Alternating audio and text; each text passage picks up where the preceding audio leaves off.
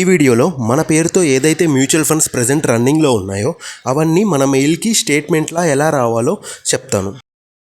గూగుల్లోకి వెళ్ళి camsonline.com/investor/statement అని enter చేయండి. అప్పుడు మనకి క్యామ్స్ వెబ్సైట్ అయితే ఓపెన్ అవుతుంది. అది ఓపెన్ అయ్యాక అక్కడ డ్రాప్ డౌన్లో స్టేట్మెంట్స్ అనేది సెలెక్ట్ చేసుకోవాలి. అప్పుడు ఫస్ట్లో క్యామ్స్ కే ఫిన్టెక్ అని ఉంటుంది. అది ఓపెన్ చేస్తే కింద కొన్ని ఆప్షన్స్ ఉంటాయి. సమరీ డీటెయిల్డ్ అని, అది డీటెయిల్డ్కి ప్రెస్ చేసుకోవాలి.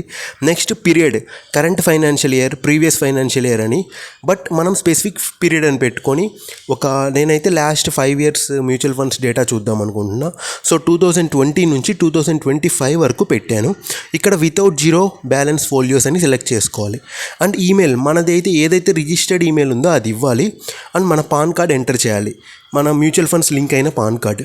అండ్ మనం టెంపరీగా ఒక పాస్వర్డ్ అయితే సెట్ చేసుకోవాలి, ఏదో ఒక password and confirm password same ఇచ్చి సబ్మిట్ నొక్కాలి. ఆ తర్వాత మనకి స్టేట్మెంట్ అనేది మనం ఇచ్చిన మెయిల్కి సెండ్ అవుతుంది. సబ్మిట్ నొక్కాక సక్సెస్ అని మెసేజ్ వస్తుంది.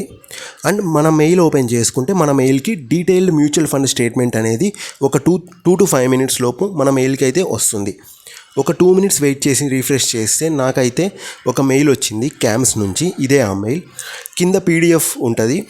ఆ పీడిఎఫ్ ఓపెన్ చేస్తే, బ్రౌజర్ నుంచి ఓపెన్ చేస్తే మనకి పాస్వర్డ్ అడుగుతుంది. ఇందాక మనం ఏదైతే పాస్వర్డ్ సెట్ చేసుకున్నామో ఆ పాస్వర్డ్ ఇస్తే ఓపెన్ అవుతుంది పీడిఎఫ్. ఇంకా మన మ్యూచువల్ ఫండ్స్ డేటా అంతా చూసుకోవచ్చు. ఇలా మన పేరుతో ప్రెజెంట్ రన్నింగ్ మ్యూచువల్ ఫండ్స్ ఎంత ఉన్నాయి, అది ఎంత ఇన్వెస్ట్ చేసాం, ప్రెజెంట్ ఎంత వాల్యూ ఉంది, అవన్నీ డీటెయిల్డ్గా చూసుకోవచ్చు. ఈ వీడియో నచ్చితే లైక్ చేయండి. మరిన్ని ఇంట్రెస్టింగ్ వీడియోస్ కోసం ఛానల్ని సబ్స్క్రైబ్ చేసుకోండి.